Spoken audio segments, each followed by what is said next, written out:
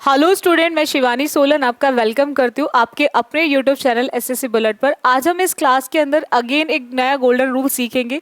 जैसे कि कुछ बच्चों के मैसेज बता रहे थे कि मैम गोल्डन रूल वाली सीरीज आप बिफोर एग्जाम क्लियर कंप्लीट करा दो, तो डेफिनेटली मैं भी पूरे एफर्ट्स लगा रही हूँ कि आपको ये गोल्डन रूल वाली सीरीज कंप्लीट करा दो बिफोर सीजीएल। ठीक है, चलेगा। अभी अगर हम बात करें गोल्डन रूल की, बहुत ही इंपॉर्टेंट गोल्डन रूल है, एग्जाम में पूछा जाता है जितने भी वनडे एग्जाम है। देखो रूल क्या है, सिंपल पॉइंट समझेंगे आप पहले कि नाउन एक्सप्रेसिंग नंबर्स, जो नाउन को एक्सप्रेस करने वाले नंबर हैं, ठीक है, are used in singular form with numeral adjectives. ये सिंगुलर फॉर्म में यूज होते हैं न्यूमेरल एडजेक्टिव के साथ। अब देखो पॉइंट क्या आता है, इसको समझना। आपने बहुत बार देखा होगा डजन भी लिखा जाता है बच्चों, और डजन्स भी। पेयर भी लिखा जाता है और पेयर्स भी। 100 भी लिखा जाता है और हंड्रेड्स भी। 1000 भी लिखा जाता है और थाउजेंड्स भी। ठीक है, मिलियन भी लिखा जाता है और मिलियंस भी। आप बच्चों ने बहुत बार इनको सिंगुलर फॉर्म में भी पढ़ा होगा और बहुत बार इनको प्लुरल फॉर्म में भी पढ़ा होगा। अब पॉइंट क्या आता है कि कब ये सिंगुलर फॉर्म में यूज होंगे नंबर्स और कब ये प्लुरल फॉर्म में यूज होंगे। कब हम पेयर बोलेंगे, कब पेयर्स बोलेंगे, कब डजन बोलेंगे, कब डजन्स बोलेंगे, कब 1000 बोलेंगे, कब थाउजेंड्स बोलेंगे, कब मिलियन बोलेंगे, कब मिलियंस बोलेंगे। यानी कि कब ये सिंगुलर आएंगे और कब ये प्लुरल फॉर्म में यूज होंगे। अब आप बच्चे इसको इस तरह से समझ लेंगे, आप बच्चे इसको इस तरह से समझ लेंगे। पॉइंट क्या आता है सिंपल बच्चों इसमें कि जब भी आपको डीएनए दिया हो, बिफोर सच नाउन्स, डीएनए का मतलब है डेफिनेट न्यूमेरल एडजेक्टिव। अब ये क्या होता है ये अभी मैं आपको एग्जाम्पल में पूरा डिटेल में लिखवाऊंगी। अगर डेफिनेट न्यूमेरल एडजेक्टिव दिया होगा, यानी कि डीएनए का मतलब है कि जब भी इनसे पहले डेफिनेट न्यूमेरल एडजेक्टिव दिया हो तो उस केस में ये हमेशा सिंगुलर फॉर्म में यूज होंगे। और अगर इन नाउन से पहले डीएनए नहीं दिया हो, यानी कि डेफिनेट न्यूमेरल एडजेक्टिव ना दिया गया हो, यानी कि इन नाउन से पहले डेफिनेट न्यूमेरल एडजेक्टिव ना दिया गया हो, तो उस केस में ये हमेशा प्लुरल फॉर्म में यूज होंगे। उस केस में ये हमेशा प्लुरल फॉर्म में यूज होंगे। अगर डीएनए दिया गया है तो सिंगुलर, और अगर डीएनए नहीं दिया गया है तो प्लुरल। इतना पॉइंट समझ आ गया। अगर डीएनए नहीं दिया गया है प्लुरल। अब डीएनए का मतलब क्या है, अब उस पॉइंट को समझना। आप बनानास लेने गए, आपने उससे पूछा, उसने आपसे पूछा कितने डजन चाहिए। अगर आपने बोला 2 डजन, अगर आपने बोला 2 डजन, तो अब यहां पर डजन मतलब नाउन, डजन का मतलब नाउन। अब ये 2 क्या है, न्यूमेरल नंबर है। अब न्यूमेरल के साथ ये एडजेक्टिव क्यों है, न्यूमेरल के साथ ये एडजेक्टिव क्यों है, क्योंकि ये 2 किसके बारे में बता रहा है, डजन के बारे में। क्योंकि ये किसके बारे में बता रहा है, डजन के बारे में। और जब भी ये डजन के बारे में बताएगा, जब भी ये डजन के बारे में बताएगा, तो उस केस में हमने जैसे ही देखा 2 मतलब डेफिनेट नंबर, 2 मतलब डेफिनेट नंबर, तो उस केस में हम हमेशा डजन बोलेंगे। उस केस में हम क्या बोलेंगे, डजन। लेकिन अगर यहाँ पे 2 की जगह मैनी लिखा होता, अगर 2 की जगह मैनी लिखा होता, अब मैनी में क्या हमें नंबर्स क्लियर है, एडजेक्टिव है, क्योंकि मैनी किसके बारे में बता रहा है, आपके डजन के बारे में। लेकिन क्या इसमें नंबर गिवन है, अब इसमें नंबर नहीं है। तो यानी कि ये वो केस हो गया जहां पर डीएनए आपको नहीं दिया गया होगा। डीएनए आपको नहीं दिया गया होगा, कितने डजन चाहिए वो आपका मेंशन नहीं है, कितने डजन चाहिए वो आपका मेंशन नहीं है। और जहां पर भी आपका डीएनए नहीं दिया होगा तो उस केस में आप डजन नहीं, उस केस में आप बोलेंगे डजन्स। क्या बोलेंगे बच्चों? डजन्स। क्या बोलेंगे बच्चों? डजन्स बोलेंगे। इतना पॉइंट क्लियर हो गया। डीएनए दिया है, न्यूमेरल डेफिनेट न्यूमेरल एडजेक्टिव दिया है। अगर डेफिनेट न्यूमेरल एडजेक्टिव दिया है तो उस केस में आप इसको सिंगुलर यूज करेंगे, और डेफिनेट न्यूमेरल एडजेक्टिव नहीं दिया गया है तो उस केस में आप इसको प्लूरल यूज करेंगे। अब देखो यहाँ पर यही पॉइंट मैं आपको लिखवा रही हूँ कि डेफिनेट न्यूमेरल एडजेक्टिव है तो सिंगुलर, नहीं है तो प्लूरल।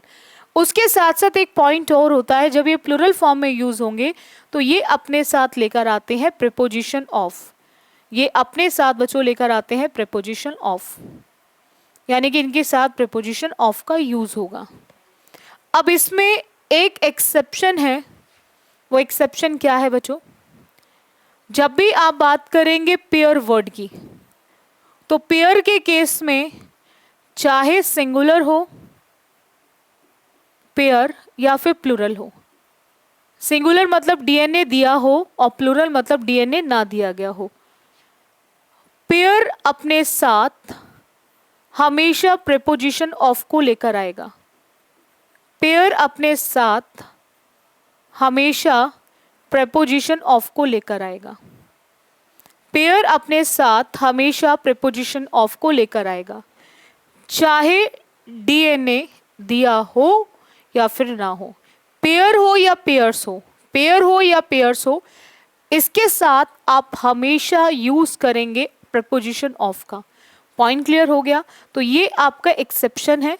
बाकी सब में ऑफ तभी लगेगा जब ये प्लूरल फॉर्म में यूज होंगे, अदरवाइज इनमें कभी भी प्रीपोजिशन ऑफ का यूज नहीं होगा। बस पेयर आपका एक्सेप्शनल केस है कि चाहे वो प्लूरल हो या सिंगुलर हो, हमेशा ऑफ को लेकर आएगा, हमेशा ऑफ को लेकर आएगा।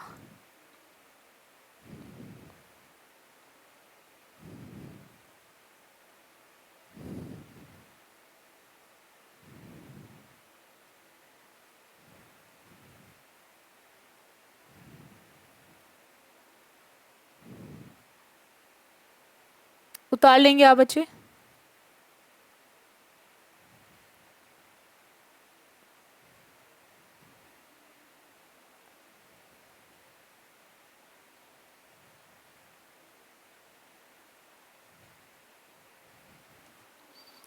नेक्स्ट आते हैं। जैसे आपने बोला, अब देखो एग्जाम्पल,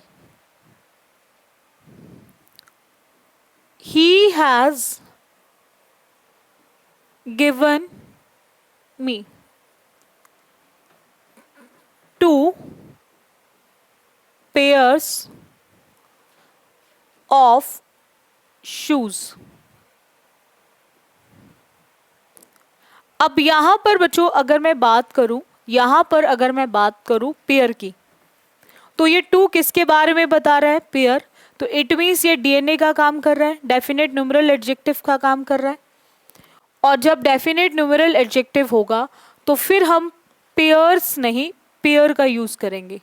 फिर हम इसमें एस का यूज नहीं करेंगे, लेकिन ऑफ आएगा, क्योंकि चाहे पेयर हो या फिर पेयर्स हो, ऑफ का यूज हमेशा किया जाता है। ठीक है, इसको भी उतार लेंगे आप बच्चे। हर एक पॉइंट को जरूर लिखते चलेंगे।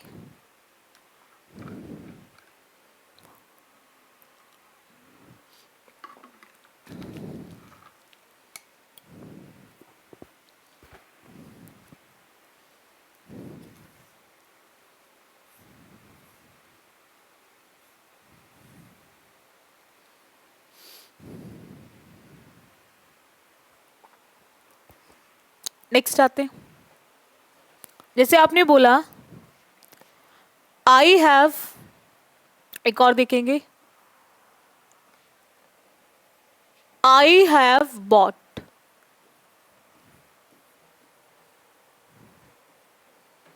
many dozen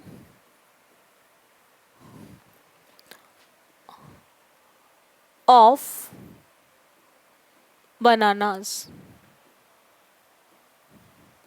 I have bought many dozen of bananas. हमने जैसे ही बच्चों यहाँ पर डजन देखा तो ये मैनी किसके बारे में बता रहा है, डजन, बट ये आपका डीएनए नहीं है क्योंकि मैनी में मेंशन नहीं है कितने डजन खरीदा। तो अब यहाँ पर आप डजन नहीं, यहाँ पर डजन्स बोलेंगे। क्या बोलेंगे बच्चों, डजन्स। और ऑफ बिल्कुल करेक्ट है, ऑफ बिल्कुल करेक्ट है। तो आप क्या बोलेंगे, मैनी डजन्स ऑफ। क्या बोलेंगे, मैनी डजन्स ऑफ।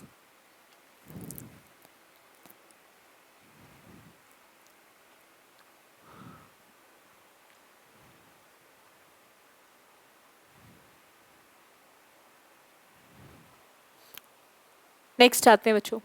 अब देखो, जैसे आपने बोला कि शीतल गेव मी 5 डजन पेन्स।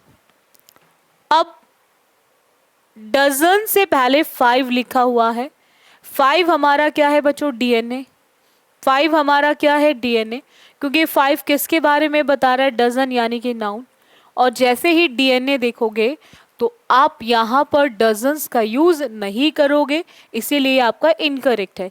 आप इसको करेक्ट करके किस तरह से लिखोगे, शीतल गेव मी 5 डजन पेन्स। हम डजन्स नहीं, ओनली डजन वर्ड का यूज करेंगे। हम क्या लिखेंगे, 5 डजन पेन्स लिखेंगे, 5 डजन्स पेन नहीं लिखेंगे। इतना क्लियर हो गया। और प्लस हम ऑफ का यूज भी नहीं करेंगे, इसमें हम ऑफ का यूज भी नहीं करेंगे। उतार लेंगे, इसको भी पॉइंट हुआ बच्चे, हम ऑफ का यूज भी नहीं करेंगे। हर एक पॉइंट को लिखते चलेंगे।